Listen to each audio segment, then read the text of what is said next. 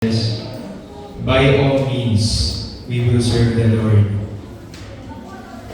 Masasabi po yan natin itong mga halagang ito as we live in this world na full of challenges. By all means, I will serve you, Lord. It's been months mula nung ako po ay nakapag-preach muli at salamat sa Panginoon sa pribilehiyo ng libong makapaghayag ng kanyang salita. Ako ay nilid ng Panginoon dito sa Galatians chapter 6, beginning verse 1 hanggang 9. Pero dito po sa ating tatalakayin ay ilalaanan po natin ang verse 10.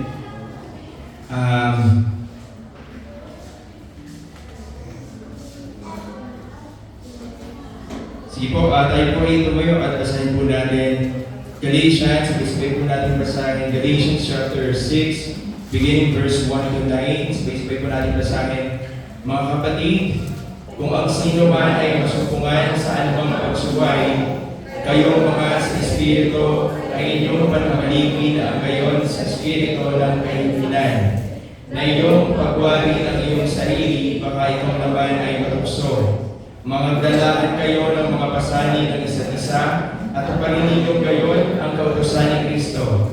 Sapagkat kung ang sino ay nag-aakala na siya'y may kabuluhan, bagaman siya'y walang kabuluhan ng kanyang sarili ang dinadaya niya. Ngunit siya sa atin ang bawat isa ang kanyang sariling gawa, at kung magkagayon ay magkaroon siya ng kanyang kapurihan tungkol sa kanyang sarili lamang at hindi tungkol sa kapwa. Sapagkat ang bawat tao ay magpapasan ng kanyang sariling pasan. Datapwat ang tinuturuan sa aral ng Diyos ay makidamay doon sa nagturo sa lahat ng mga bagay na mabuti. Huwag kayong padaya, ang Diyos ay hindi napabibiro, sapagkat ang lahat ng ihasik ng tao ay siya namang aanihin niya. Sapagkat ang nag-ahasik ng sa kanyang sariling laman ay sa laman mag-aani ng kasiraan. Datapwat ang nag-ahasik ng sa Espiritu ay sa Espiritu mag-aani ng buhay ay walang hanggan. At huwag tayo mapagod sa paggawa ng mabuti sapagkat sa kapanahunan ay magsisipag-ani tayo kung hindi tayo magpapagod. In verse 10, kaya nga samantalang tayo ay may pagkakataon ay magsigawa tayo ng mabuti sa lahat at lalong-lalo na sa mga kasangbahay sa pananampalataya. Tayo po ay manalangin. Dakilang Diyos, mabalan makapangyarihan sa lahat, kami po ay lubos na nagpapasalamat sa inyo pong salita namin pong nabasa. Salamat, Panginoon, sa inyo pong leading, Panginoon, na kami po ay makapag-aaral ng inyong salita dito po sa Galatians chapter 6. We pray na kayo po ang muna sa akin, Panginoon, na lahat po nang magwala sa akin, Panginoon, ay magwala po sa inyo, Panginoon. And we pray na gusto po kaming makapag-focus sa aming pag-aaral, Panginoon, na dahil niyo po kami sa distraction, Panginoon, at away ang Holy Spirit niyo po ang kumilo sa aming kalagitnaan, mangusap sa aming mga puso, Panginoon. Bigyan niyo po ako ng boldness, Panginoon, to preach your word, Panginoon, and speak through me, Panginoon, na may lubos kaming mag-bless sa inyong pong salita ng aming aral. Maraming pong salamat, Panginoon. Bigyan niyo po kami ng kapayapaan, ng kasiyahan as we study your word this morning. So, ipo natin sa lahat sa pangalan ni Jesus. Amen.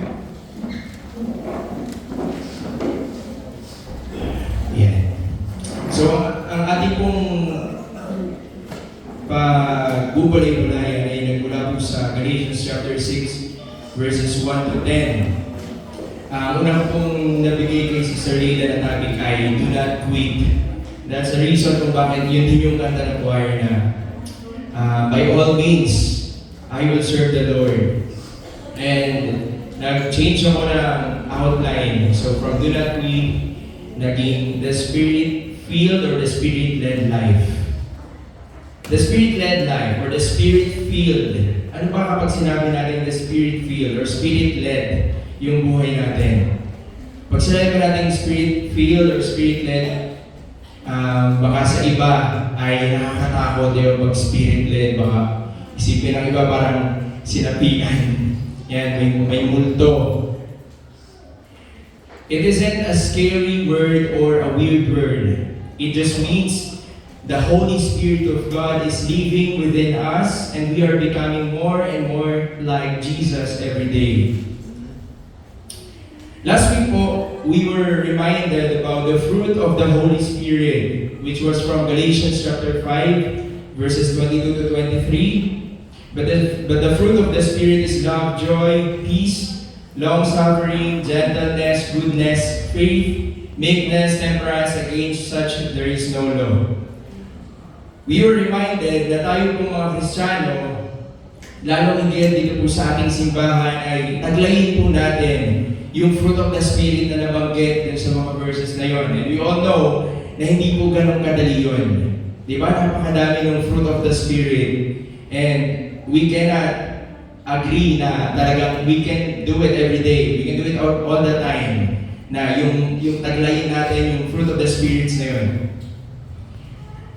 Ngayong umaga po ay pag-usapan natin yung patungkol sa sulat pa rin ni Pablo para sa mga taga-Galatia. Ang book po ng Galatians ay patungkol sa relationships ng mga Kristiyano, primarily ng mga Hentil, ng mga Jews, at ng law ni Moses or tinatawag na Torah.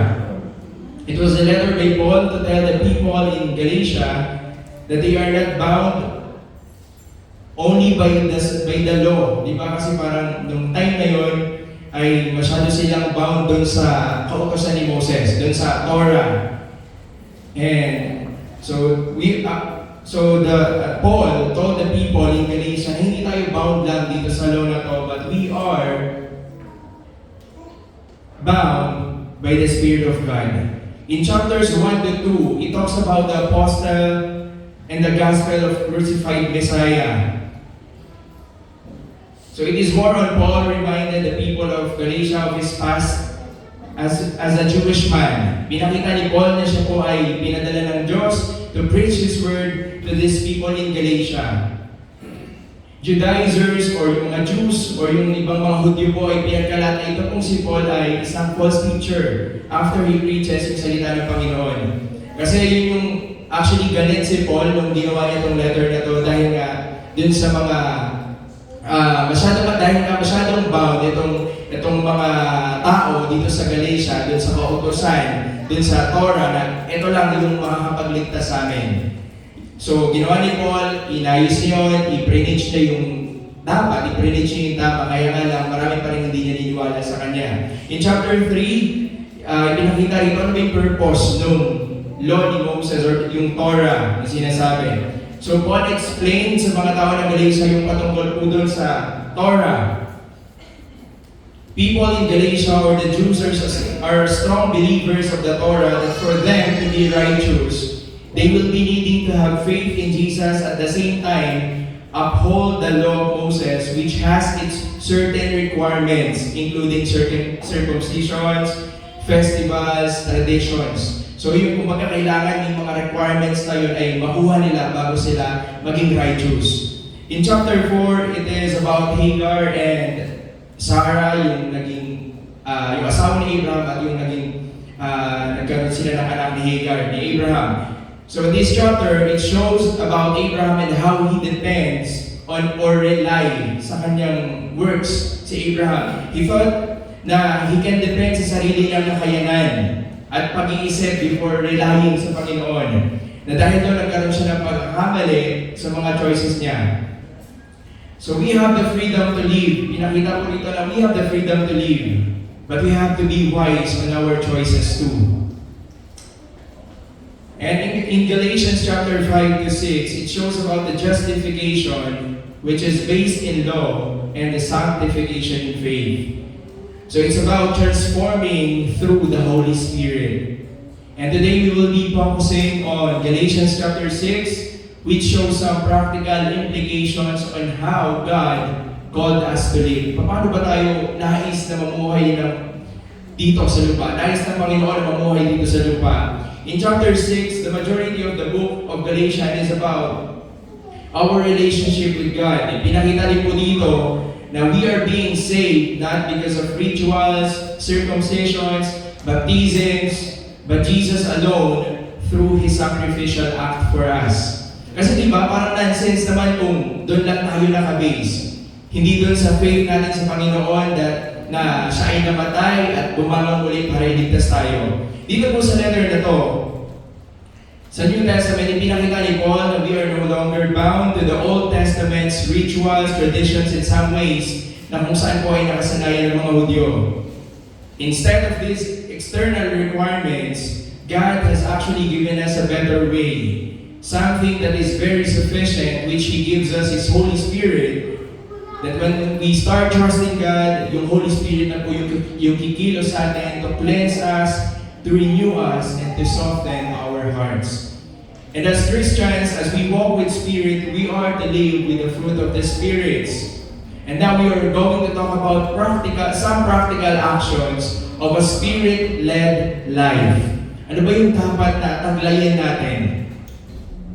In Galatians chapter 5 verses 25 to 26, if we live by faith, by the Spirit, let us also keep in step with the Spirit. Let us now become conceited, provoking another, envying one another. And this morning, Paul has given us 5 pictures or images of a Spirit-led life of a Christian. Number 1, the Spirit-led or the Spirit-filled person or Christian is a gentle restorer. Gentle restorer. Ano kaya pag sinabi natin gentle restorer?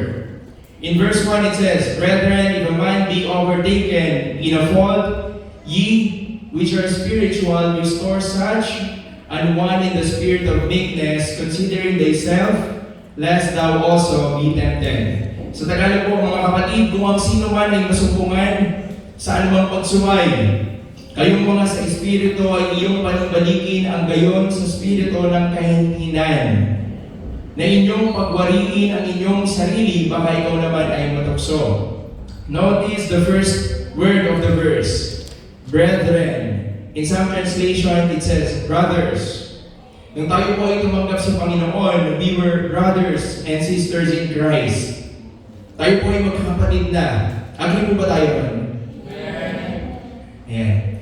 So that moment na tayo po ay naging parte na ng kapatiran or ng simbahan ito, we are to act as if we are brothers and sisters in the family of God. Gentle restorer. Ano po ba yung gentle sa Tagalog? Parang malambing, malumanay, mild, tender. Di ba? Yun yung meek na sinabi. Kahinhinan.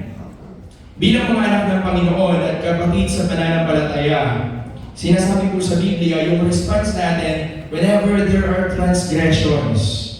Mga oras na may mga pagkakamali tayo, nagkakasala tayo, nagsisinungaling tayo, ano ba yung mga nagiging response natin? Do we condemn them? Do we talk about them? Do we accuse them? Ang Bible po ang nagsabi, restore in the spirit of meekness. Restore. Kapag sinabi natin restore, ano ba yung restore? To put or bring back into existence or use. Kumbaga, meron tayong electric fan na sira, na putol yung LSC. So, ni-restore natin, kinabit natin yung LSC, dinikit natin, binalik natin. We restore. To bring back or to put back into a former or original state. Actually, original state pa yung sinabi. The verb is instructive. It says, katarizo means to put in order. And so to restore to its former condition.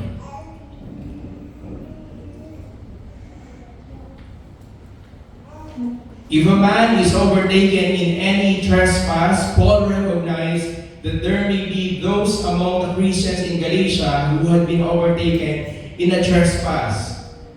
Paul didn't seem to exclude the overtaken one from the brethren, yet they should never stay in the place of being overtaken. Alam ni Paul na meron na ma-overtake tayo somehow, na soon darating tayo sa part na magkakaroon tayo ng problema, ng transgression sa buhay natin. Kaya sinabi niya to, restore such a one. The overtaken ones need to be restored.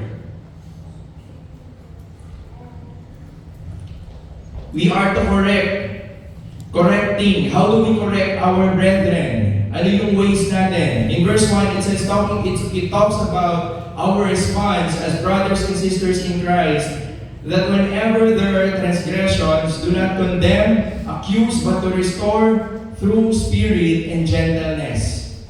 Sinabi po ni Paul na tayo po mga Kristiyano, lahat po ay darating tayo sa oras na tayo po ay magkakasala, magkukulang, may faults. Kaya naman bilang magkakapatid sa Panginoon, we are to help each other. We are to correct, we are to restore gently ang mga kapatid natin sa mga oras na nagkakamali sila. Minsan, may mga pagkakataon na may mga members na nawawala na imbis na bumalik sila, lalo pa silang lumalayo. Why? Diba? May mga time na hindi tama siguro yung way na pagsasalita natin, hindi natin nagagawa ng maayos yung part natin bilang mga kapatid nila. It's not bad na sabihin natin yung pagkakamali ng isa. And that's actually what God wants for us. In Proverbs chapter 27 verse 5, open rebuke is better than secret love.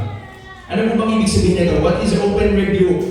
It is telling a man his fault personally and directly, whether against you, others, or God. It is open for you to do it to his face, rather than pretending all is well. And it is rebuke for you to reprove his error, rather than flatter with compliments. As a Christian, we have to learn that open rebuke is better than love.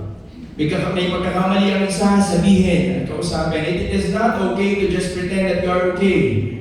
May mga hindi pagkakaunawaan, may mga hindi pagkakaintindihan, restore. Restore gently. This verse also referred dun po sa mga tao na kung saan na-stuck na sa kasalanan, na wala na, nag-backslide, hindi na natin makausap, and bilang tayo po na nandito pa rin, nagpapatuloy, we are to restore them. Restoring someone is like mending a fishing net. Ba? Yung pinakita sa Matthew chapter 4. We have to do it with gentleness. We cannot do it alone. It is only through God and the Holy Spirit. So be a gentle restorer, since Jesus is a gentle restorer. Do you feel a sense of responsibility of your brothers and sisters of Christ? May nag-feel ba tayo na kailangan may responsibility tayo sa mga kapatid natin dito sa simbahan? We should feel na meron tayong responsibility. Dahil bilang kapatid, responsibility po natin ang isa't isa. Pangalawa po, the Spirit-led life, or a Spirit-led life, is a humble burden lifter. In verse 2, basahin po natin. Basahin ko po. Basahin po rito. In verse 2, magdalahan kayo ng mga pasanin ng isa't isa at tuparin ninyo ang gayon ng kautusan ni Kristo.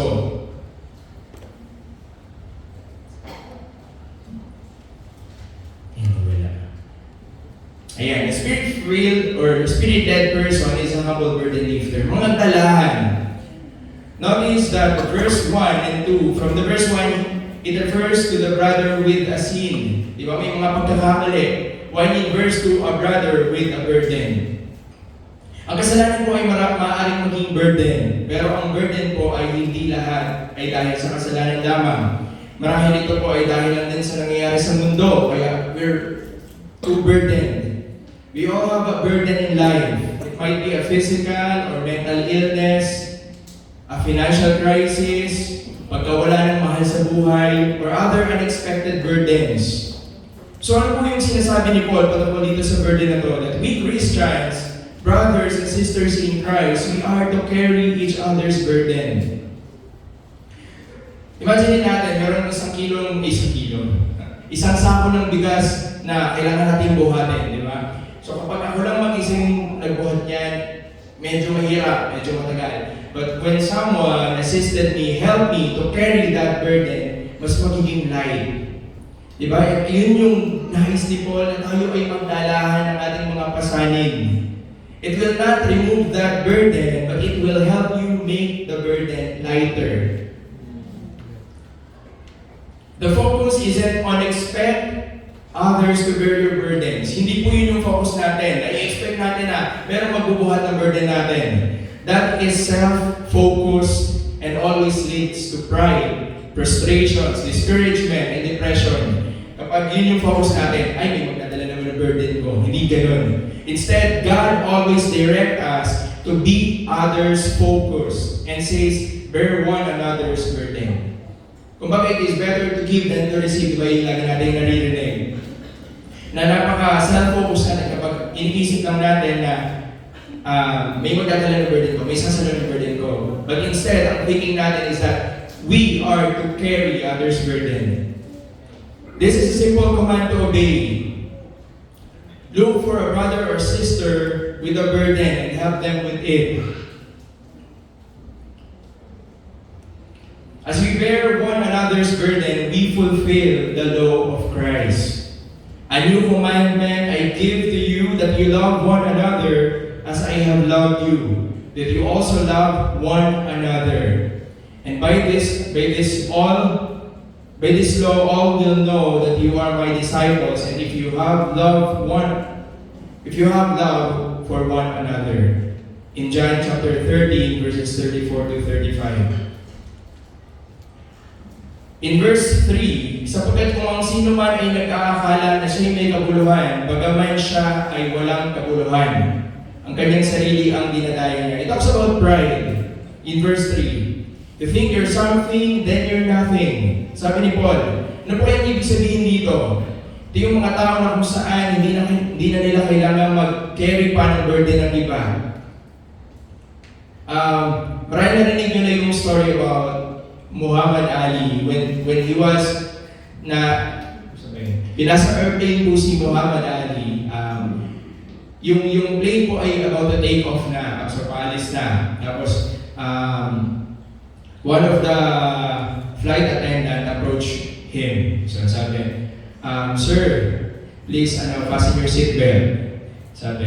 Tapos sabi ni Muhammad Ali, no, sabi niya, Superman doesn't need a seatbelt. Tapos sabi ni Muhammad Ali, so Superman doesn't need a seatbelt, hindi ko na kailangan ng seatbelt. Sabi ni Muhammad Ali, and then sabi ng FA, sir, Superman doesn't need a plane. So binasem siya ng FA.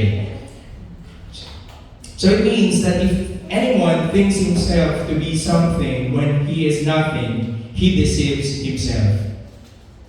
Huwag natin isipin na kaya natin. Pride prevents us from bearing one another's burden and fulfilling the law of Christ. It is often pride that keeps us from ministering to one another as we should. Paul said, that's not the life of the Spirit-filled Christian. We are nothing. Do you have a weight? May problema ka, may pinagdadaanan ka, I got a shoulder. Let me help you. That's how we should think. Why? Dahil ang Panginoon po ang nag-shoulder sa ating mga burdens. Sin and death, and He empowers us to lift the burdens of others. In verse 4, ngunit siya sa atin ang bawat isa ang kanyang sariling gawa. At kung magkagayon ay magkakaroon siya ng kanyang kapurihan tungkol sa kanyang sarili lamang at hindi tungkol sa kapwa. So do not compare your burdens with other people. It might lead to pride, to defeat, na I am more helpful than him. So tayo po ay hindi din dapat nag-compare. In verse 1, sapagkat ang bawat tao ay magpapasa ng kanyang sariling pasan. So somehow ito medyo nakaka-confuse siya. No? Sabi din sa verse 2, magpasanan kayo. Nandito sa verse 5, sapagkat ang bawat tao ay magpapasa ng kanyang sariling pasan. Kung titingnan natin, in verse 2, in English, it says, bear one another's burden. In other translation, dito sa verse 5, sabi, for every man shall bear his own burden. In other translation and commentaries, it says, bear your own load. At meron pong malaking pagkakaiba ang load at ang burden. Ang burden po is something na mabigat, a very heavy object. Siguro itong pulpit, na, di ba ang bigat po nito, hindi natin yan kaya buhatin. Or kailangan natin ng katulong. And the load, let's just think about our backpack. Di ba? Yung load natin, luggage. When we're going to school, kapag pupunta tayo sa trabaho, meron tayong backpack, and that's our load. And it is not being a burden. Di ba po, kapag meron tayong backpack, hindi naman siya burden eh. Hindi naman siya, kumbaga, mabigat para sa atin kasi we think that it is just a part of our responsibilities. So what Paul's saying is that not everything in your life is crisis. Huwag po natin i-take yung mga loads natin as a burden. Na parang lahat na lang na dumating sa buhay natin, kahit responsibility naman na natin yan, ginagawa pa natin burden. Diba? Sabi nga si OA, minsan OA na. Kapag may mga dumarating na mga, yung mga normal na na responsibilities natin. Those are loads. This is Paul's reminder. Some things burden in the church, kailangan natin tulungan. Kailangan natin samahan. Kailangan ba natin kausapin? Kailangan natin ipag-pray? Let us carry their burden. When we talk about loads, work, schools, responsibilities, something na dalangin natin araw-araw, these are loads, and we must carry it as part of our lives. But how do we measure it? How do we say if it's a burden or a load? So let us make it a little interactive. So I'll give you a scenario. Bibigay po ako ng scenario, and then you will say if it's a backpack and if it's a pulpit. So if it's a backpack, it is a load, and if it's a pulpit, it is a burden. So when you say backpack, magkakaya mo na yan. And when we say pulpit, tutulungan natin. So ito yung unang scenario. Isang tatay yung na-aksidente on his way sa kanyang trabaho. After ilang months, naubos yung ipon niya. Nawalan din siya ng trabaho. It affects his family, nawala ng pagkain ng pamilya, nagkautang-utang na din. Is it a pulpit or it is a backpack? A backpack. A backpack nga ba? It is a pulpit, right? Kasi di ba, nakita naman natin na yung cost naman, di ba? Yung pinanggalingan ng mga nangyari sa na-aksidente, na wala ng trabaho, it affects sa family. Nakita natin na itong pamilyang to ay wala na halos makain, nagkautang-utang na din, hindi pa makapagtrabaho yung tatay. So we carry others' burden. Tumulong tayo, tulungan natin, lapitan natin. So we carry their burden. Carry the pulpit. Scene 2. Isang lalaki ang galing sa simbahan, nag-practice ng choir, umuwi sa bahay, naglaro muna ng ML hanggang hating gabi. So, nag-video game muna. Tapos, na-late siya magising. Hindi nakapasok sa school. Hindi nakapag-take ng exam. Bumagsak. Tapos, na-stress siya. So, it is a pulpit or a backpack. Backpack. Carry your backpack, bro. Diba? Carry mo yan. You fix it. Ano nangyari? Resolve it. Baka kailangan mo na itapon yung cellphone mo, i-uninstall yung application mo. Mag-alarm ka ng phone. You carry your backpack. So hindi lahat burden. Another scene.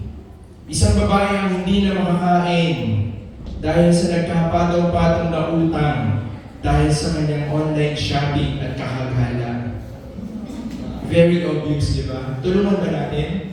You carry your backpack. Ginusto mo yan. Shopping ka ng shopping, gala ka ng gala. You carry your backpack.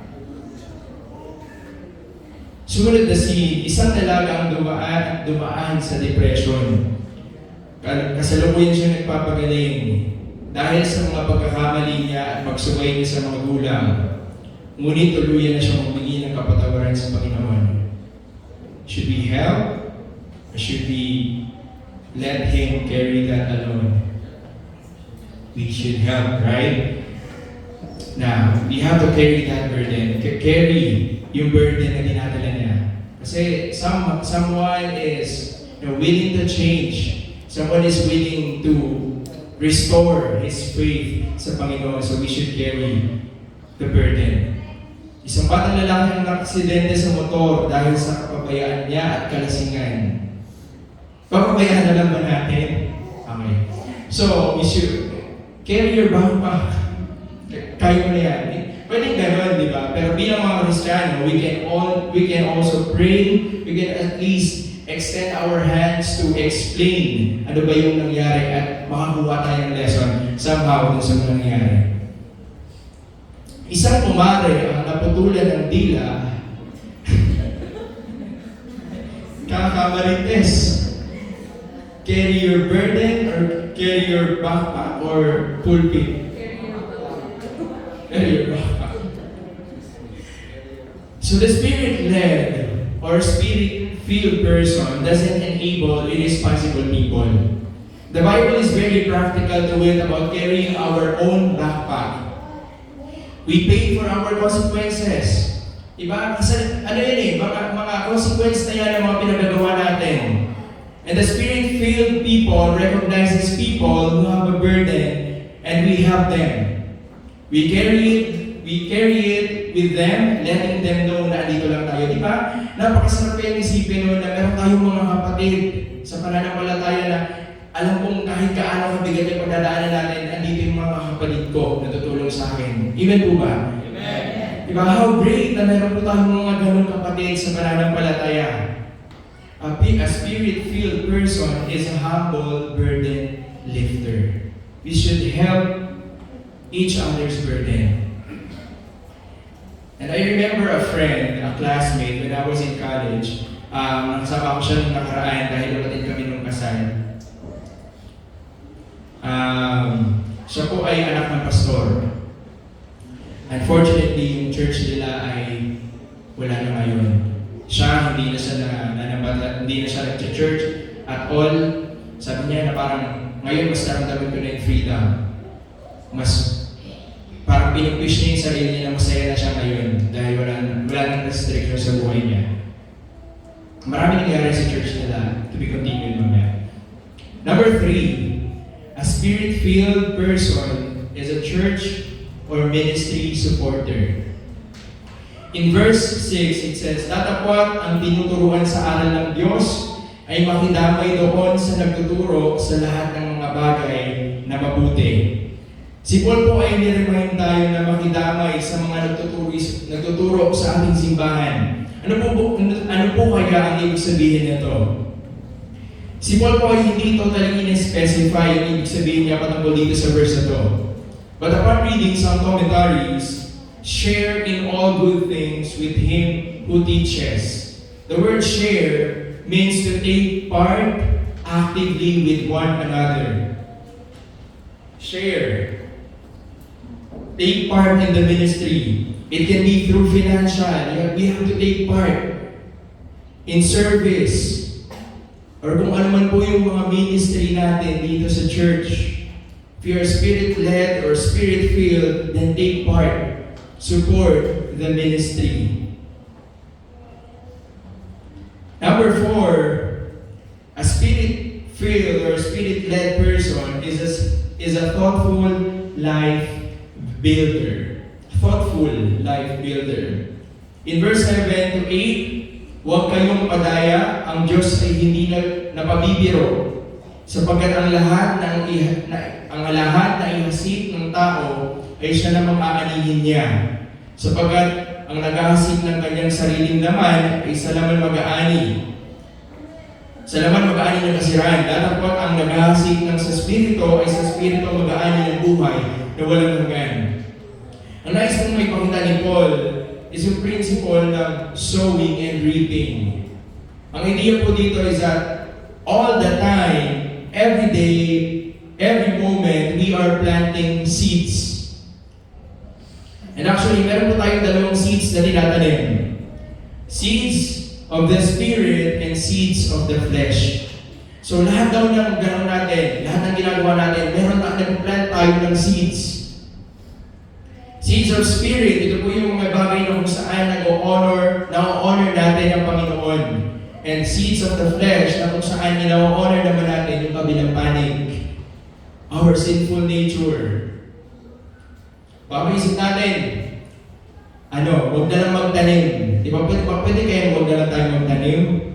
Unfortunately, not planting is not an option. Di ba? Every time naman all the time, lahat ng gagawin natin, we have to always choose kung ano yung itatanim natin. There's no neutral planting. Always, all the time, we are planting seeds. So what we do on our time? What do we do on our time? What are we thinking? What are we planning? Lahat po ng ginagawa natin, we are planting seeds in our garden where soon ay mag-harvest tayo. Dito po sa Galatians, Paul has reminded us that we are free from the law, guilt and shame, sins and its penalties. But in this context, Paul includes his great reminder that we are also free to plant our own garden. We are free to plant our garden a life of misery and destructions. So we have the freedom to choose. In verse 9, at huwag tayong mapapagod sa paggawa ng mabuti, sapagkat sa kapanahunan ay magsisipag-ani tayo kung hindi tayo manghihimagod. Ulitin ko po, at huwag tayong mapapagod sa paggawa ng mabuti, sapagkat sa kapanahunan ay magsisipag-ani tayo kung hindi tayo manghihimagod. Sino po ba gusto umani? Wala. This is a law of sowing and reaping. If you sow seeds of mango, syempre, mag-reap ka ng orange. Kung mag-plant tayo ng apple, syempre, magre-reap tayo ng apple. Diba? Kung ano yung isusow natin, yun din. Kung ano yung tatanim natin, yun din yung aanihin natin. Yun yung in-explain ni Paul. If you sow seeds of laziness, you will be broke. If you sow seeds of gluttony, you will have a bad health, di ba? If you sow seeds of lust, you will have ruined relationships. What if you sow seeds of devotion, we will reap spiritual maturity. If we will sow seeds of hard work and discipline, we will reap life stability. Diba? Kung ano yung itinanim natin, yun din yung maanihin natin. If we sow seeds of love, then we will reap friendships, strong relationships. If we sow seeds of prayer, we will reap answered prayers. Diba? Hindi naman pala tayo na tatanim ng prayers. And then we are expecting something. Hindi naman pala tayo nagawa ng maayos. Pero we are expecting for a successful output or outcome. Even sa mga trabaho natin, hindi naman pala tayo maayos trumabaho, tapos nag-expect tayo na maayos yung output natin. So what you sow is you will reap. Actions always have consequences. Sowing and reaping. Maybe some of you do not know about sowing and reaping, or yung concept na ng pagpa-plant, kasi hindi naman lahat dito plantita or plantito. Hindi naman tayo lumaki sa farm. So let me give you 4 principles of agriculture. Agriculture na tayo. Yung mga plantita at plantito po rito, hindi ko expert. Number 1, you always reap what you sow. Yan din yung kanina. Kung itinanim natin ng mais, mag-aani tayo ng mais. Kung pinatinanim natin ay flesh, ay mag-aani tayo ng destruction. Pangalawa, You reap where you sow. You sow seeds inside the church, then we will reap inside the church. Nagtanim tayo sa Pacific Town, magre-reap ba tayo sa Satelliteville? Diba? You reap where you sow. Nagtanim tayo dito sa Satelliteville, then mag-harvest din tayo, mag-reap din tayo dito sa Satelliteville. You reap where you sow. Naging challenge din siya sa akin kasi may part na parang nagtanim ka dito and you are expecting na magkakaroon ka ng harvest sa pamilya mo. Nagtanim ka sa lugar na to pero hindi ka naman nagtatanim sa pamilya mo. Diba? Maybe we have to sow seeds in your house. Gusto natin mawin yung house natin, gusto natin mawin yung mga kapamilya natin, then doon tayo mag-plant. Baka nag-expect tayo na mag-plant tayo, mag-reap tayo, mag-harvest tayo doon, pero hindi naman tayo nag-plant doon. So you reap where you sow. Pangatlo, you always reap later than you sow. Seeds take time to grow. Diba? Hindi naman pagkatanim natin, andyan na agad, magunga na agad. May ganun po ba? Na after natin magtanim, nag-grow agad. In Galatians it says, in due seasons, when the time is right. Yung apple seeds takes years.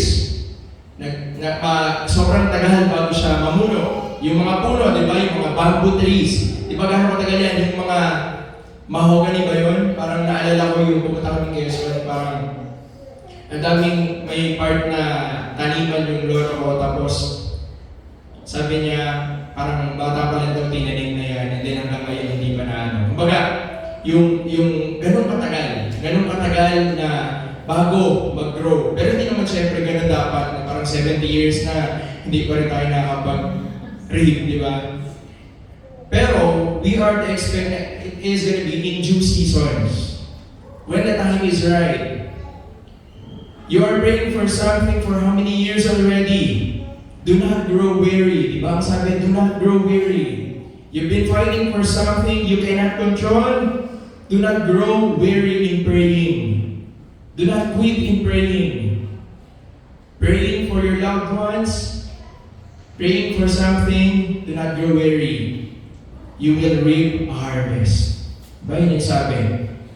And pang-apat, the principle is, you always reap more than you sow. Diba? Wow! Mag-reap daw tayo more than dun sa pagtatanim natin. Diba syempre, pag nagtanim naman tayo ng, ano ba yung marami? Diba? Buto ng kamatis. Pag namunga ba yun, isang kamatis lang makuha natin. Diba hindi? Maraming kamatis. You will reap more than what you sow. So huwag tayo mapagod na magtanim ng kabutihan, magtanim ng pagmamahal, magtanim ng, natuwa ako sa pagmamahal. Wala pa akong natatanim ng pagmamahal. Joke lang. Huwag tayo mapagod na magtanim. Kasi you sow, you reap more than what you sow. Iba, napakasarap isipin. Small seeds make big seeds. Now this is the question. What kind of seeds are you planting? What life are we building?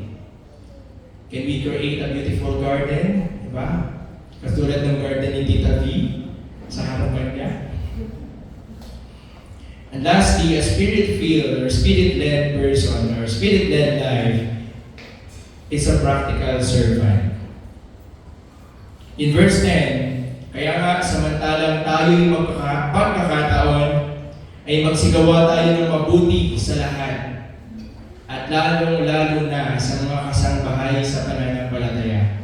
This is very specific, di ba? Pag pinakinggan natin, pag binasa natin, samantalang tayo may pagkakataon ay magsigawa tayo ng mabuti sa lahat. Sa lahat.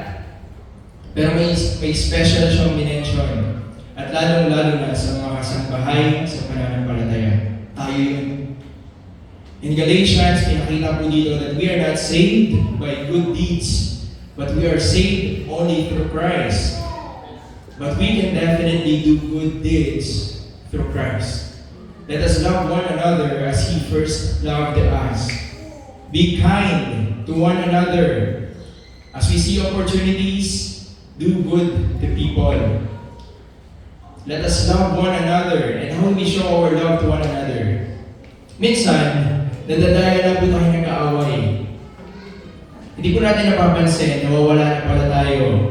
We thought we still shows our love for others. Pero hindi na pala yun yung maipapadama natin. Marahil right intentions, but wrong directions. Diba?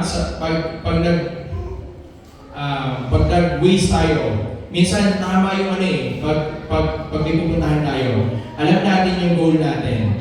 Alam natin yung pupuntahan natin. Kaya lang itong si Waze, mali-mali pala yung daan. So hindi din naging maayos. We should learn the right way kung paano ba tayo dapat mag-respond sa mga nangyayari sa atin. How do we interact with others? How do we tap each other? And we should be very careful with our words. And be very careful with our actions. Ito po ay kaninang nabanggit din ni Sister Leila na death and life is in the power of your tongue. Malaki po yung nagagawa ng mga salita natin, ng mga dila natin. Continuation ng story ko kanina. So ito pong simbahan ng kaibigan ko ay nagkaroon ng problema. Nagkaroon ng paghahati-hati ng mga members na kung saan hindi po naisip ng pastor. It started when some members started to talk about issues of other members. They think na maliit lang ito na bagay, but this friend of mine have been secretly keeping all of it. Naririnig niya lahat yung mga maling sinasabi ng isa't isa hanggang sa humanap ng kaanin na imbis na ma-resolve, mas naging worse pa yung sitwasyon. And hindi kalaunan, nagsara yung simbahan nila. And some of their members ay nawala na din totally sa Panginoon. And this is one of them. Nakakalungkot yung mga ganun pangyayari. Yung 4th year pa lang namin, thesis partner ko siya. Anak siya ng pastor, so talagang very prayerful siya. Talagang, isa siya sa, nakita ko din dahil kasabayan ko nga siya, na hindi ko in-expect.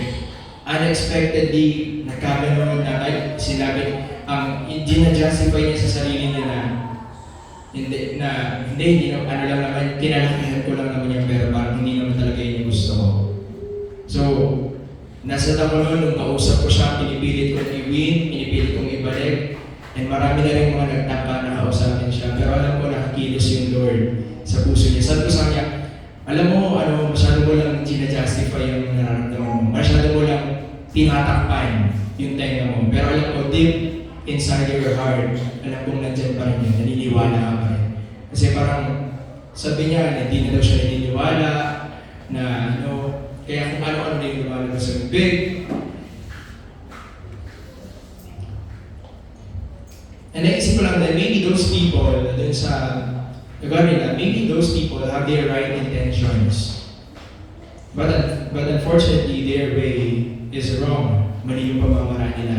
And it started with gossiping.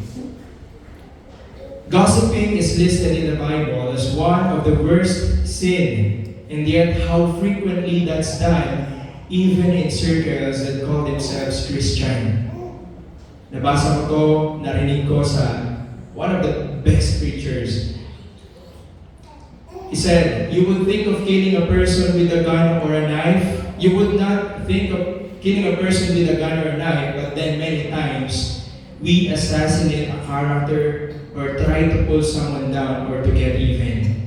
Di po natin namamalayan na we already commit murder by character assassination, which is worse by killing a man by a pistol or a knife. Do not speak evil against one another, brothers. The one who speaks against a brother or judges his brother speaks evil against the law and judges the law. But if you judge the law, you are not a doer of the law, but a judge. In James chapter 4, verse 11. You might have a perfect and right intention, but with the wrong direction and way, and it will not be okay. We do not want na magkaroon po ng ganitong problema sa atin. Whenever we have concerns to others, especially sa ating mga kapatid, sa tahanan natin, confess your faults to one another. The Bible warns that people in church may have difficulties with conflicts. Ba? Mahirap. Some conflicts is due to pride and selfishness. Some conflicts came about because of offenses that have not been forgiven. But God has told us to press toward peace. And it is the responsibility of each believer to seek to resolve a conflict. Some basic steps toward resolution is the following. Number one, we can resolve these conflicts through developing the proper heart attitude. Develop the proper heart attitude. Let us make humble, forgiver, patience. Diba? Kailangan daw i-develop natin yung right heart natin. Pangalawa, evaluate your part in the conflict. In Matthew chapter 7, verses 1 to 5, removing the love from your own eye first is necessary before helping others. Number 3, go to the individual, not to others, to voice your concern. This is best done in love. Diba sabi? And not to just get something off your chest. Accusing the person tends to encourage a defensiveness. Therefore, attack the problem rather than the person.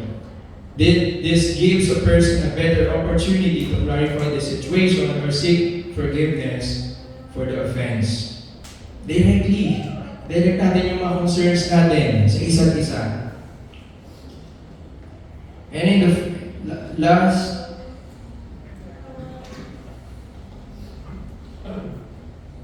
if the first attempt does not accomplish the needed result, continue with another person or persons that can help with mediation. We can pray. We can always pray for each other. We can always consult yung mga elders natin and pray and ask prayers. Conflict is best handled when individuals prayerfully and humbly focus on loving others with the intent of restoring relationships. All of this is possible only by the Holy Spirit. Walking is one step at a time. Di ba? Hindi ganun kadali na gawin lahat yung mga sinabi dito, but walking is one step at a time. When we walk, hindi naman laging sabay yung paa natin, di ba? Kapag sinabay natin yan, jumping na yan. But when we walk, one step at a time. So let's take it one step at a time. To grow in Christ, listen to the Holy Spirit and respond. At huwag tayong mapapagod sa paggawa ng mabuti sapagkat sa kapanahunan ay magsisipag-ani tayo kung hindi tayo manghihimagod. Do not quit in prayer, do not quit in service, do not quit in love. And how do we show our love to one another? Be a gentle restorer. Be a humble burden lifter. Be a church ministry supporter. Be a thoughtful life builder. And be a practical servant. Tayo po ito kayo. Tayo po manalangin.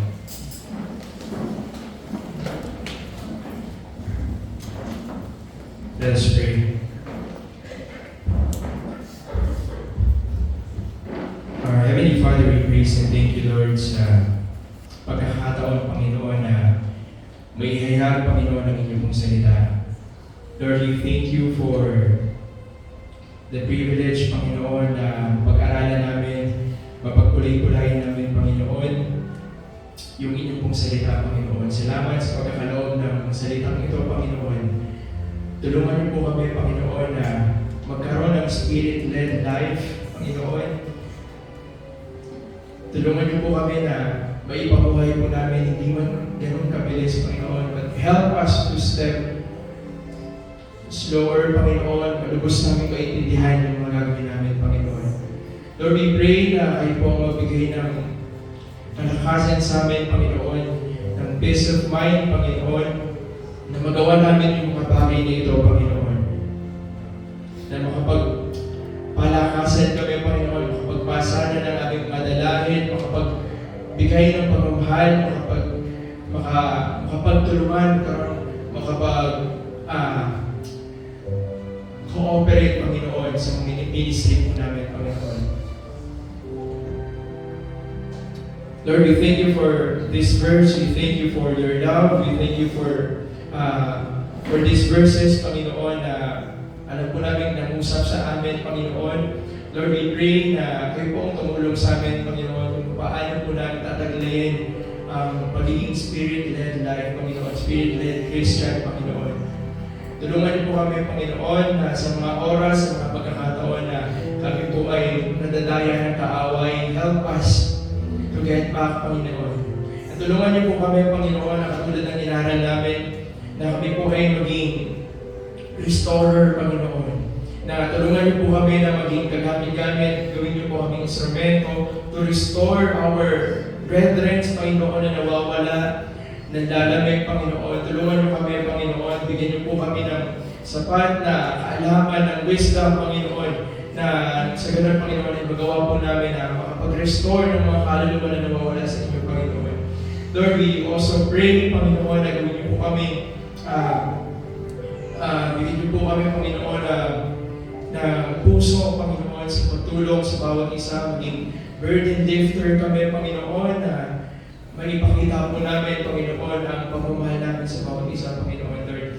Lord, naniniwala kami, Panginoon, that if you are our foundation, Panginoon, alam po namin, Panginoon, na patuloy niyo po kami iingatan, gagabayan, patuloy niyo po pagpapalaan ng aming simbahan. Lord, I pray sa bawat isa na nandito, Panginoon, tulungan niyo kami, ano man yung mga pinagdadaanan namin, Panginoon, ano man yung mga pinagpe-pray namin, mga inaantay namin, Panginoon, na hindi po kami mapagod. Hindi po kami mapagod, Panginoon, na patuloy na lumapit sa inyo, Panginoon, sapagkat sinabi niyo, Panginoon, na in due seasons, Panginoon, we will reap a harvest, Panginoon. Kaya naman, Lord, hindi po kami manawa na mag-serve sa inyo, hindi po kami manawa na patuloy na lumapit, mag-serve sa iba, Panginoon, at patuloy na gawin, lumakad sa inyong kalooban, Panginoon.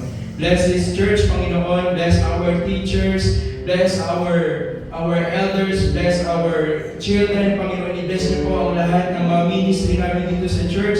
Patuloy niyo po kami bigyan ng excitement. I-restore niyo po ang aming ang mga nawawala, ang mga nangihina, Panginoon. Natulungan niyo po kami, Panginoon, na patuloy na magpatuloy sa paglakad sa inyong salita, Panginoon. Lord, maraming salamat, Panginoon.